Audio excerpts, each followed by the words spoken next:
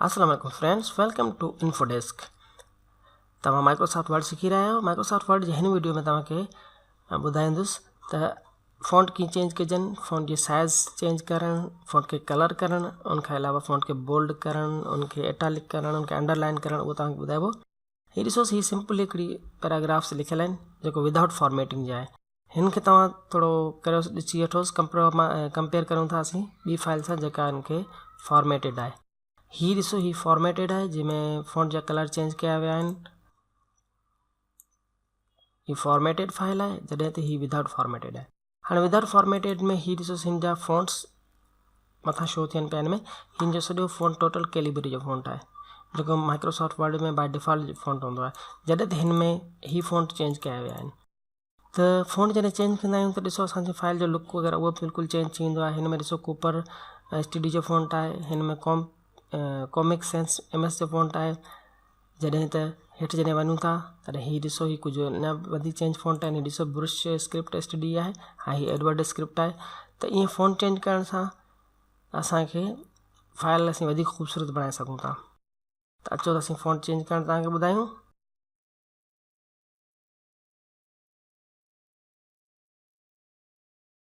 मथी हीअ असांजी टाइटल आहे असांजो, इन करे असीं हिनखे चेंज कयूंसि था बोल्ड हिकिड़ा फ़ॉन्ट में। तव्हांखे फ़ॉन्ट हिते काफ़ी डिज़ाइन्स मिलंदियूं, तव्हां को बि हिन मां करे सघो था, फ़ॉन्ट चेंज करे सघो था।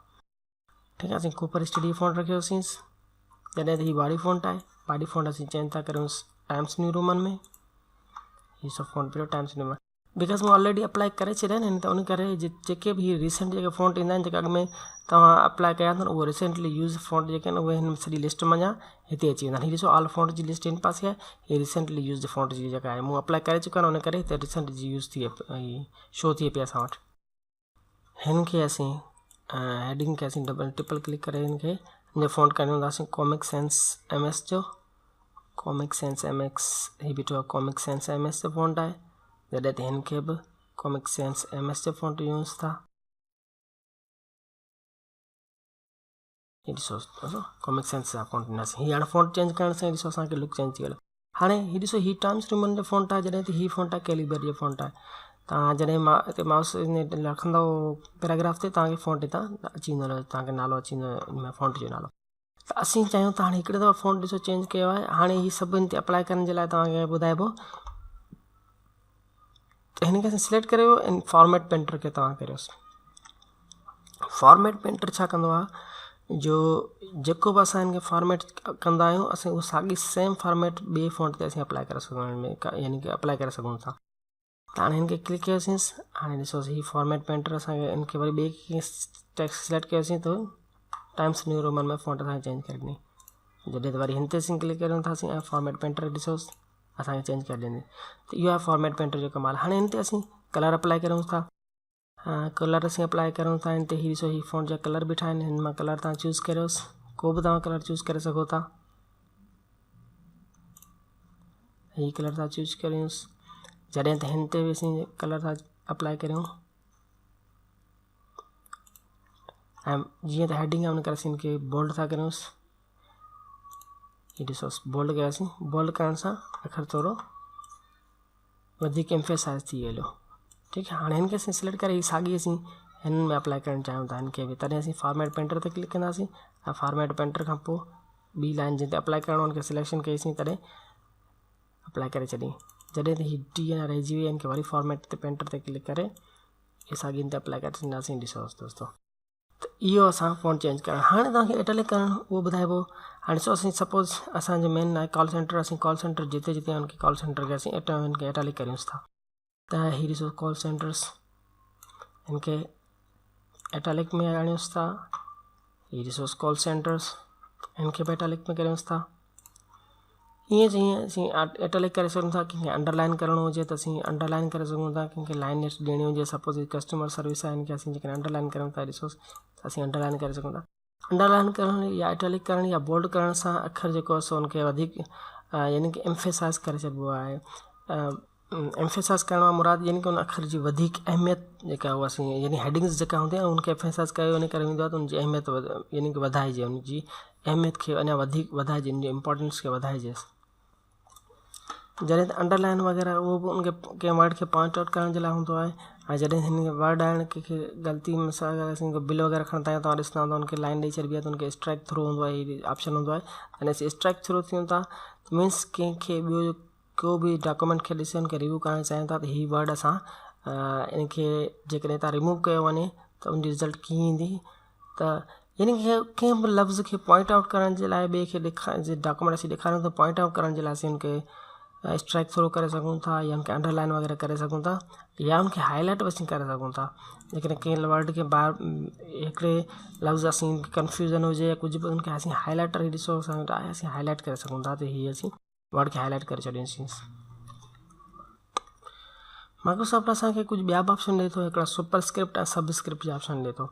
सुपरस्क्रिप्ट ऐं सबस्क्रिप्ट लाइ हलूं था फॉर्मेट में, ॾिसो थोरो दोस्तों,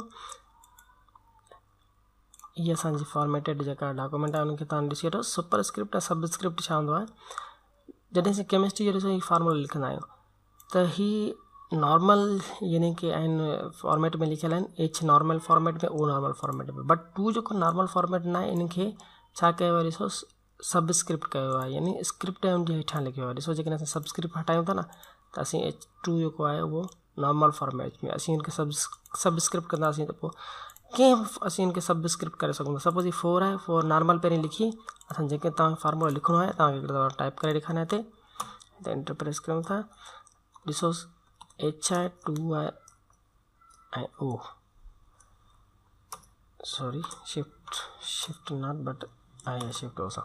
हाणे 2 आहे, 2 ते असीं सिलेक्ट करे इनखे सबस्क्रिप्ट में कंदासीं त पोइ इहो ॾिसो सबस्क्रिप्ट में अचे। ईअं सुपरस्क्रिप्ट छा आहे दोस्तों, सुपरस्क्रिप्ट जॾहिं ॾिसो ए स्क्वायर आहे, जॾहिं ए प्लस ॾिसो ए बी आहे, हाणे ए ही बी स्क्वायर न कयो आहे, असीं 2 खे सिलेक्ट करे जॾहिं सुपरस्क्रिप्ट ते क्लिक कंदासीं तॾहिं इहे चेंज थींदा स्क्वायर में।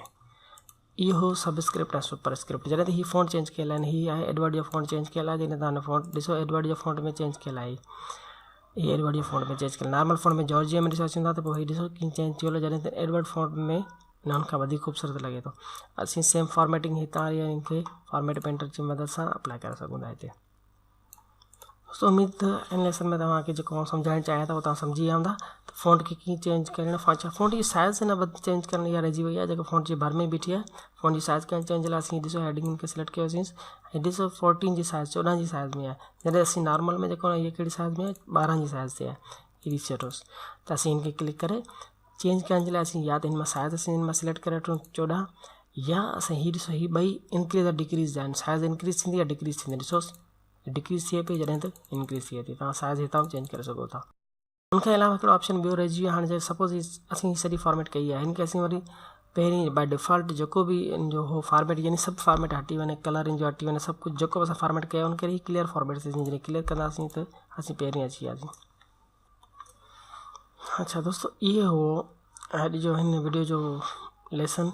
इन जो मक़सदु त तव्हांखे फ़ॉन्ट उहो चेंज करणु ॿुधाइजे, तव्हांखे फ़ॉन्ट जो साइज़ चेंज करणु सेखारिजे, फ़ॉन्ट जी साइज़ खे इंक्रीज़ करणु डिक्रीज़ करणु, ऐं फॉर्मेट जेको बि असां कयो उनखे क्लियर फॉर्मेट कजे, बोल्ड वग़ैरह इटैलिक करणु, तव्हांखे अंडरलाइन करणु इहो ॿुधायो, तव्हांखे स्ट्राइक थ्रू इनखे कंहिं लाइन ॾियणु इनखे फ़ॉन्ट खे उहो तव्हांखे ॿुधायो वियो। इनखां अलावा फ़ॉन्ट जो कलर ई तव्हां चेंज करणु सिखिया, हाईलाइटर जी मदद सां तव्हां फ़ॉन्ट खे हाईलाइटर करणु बि सिखिया।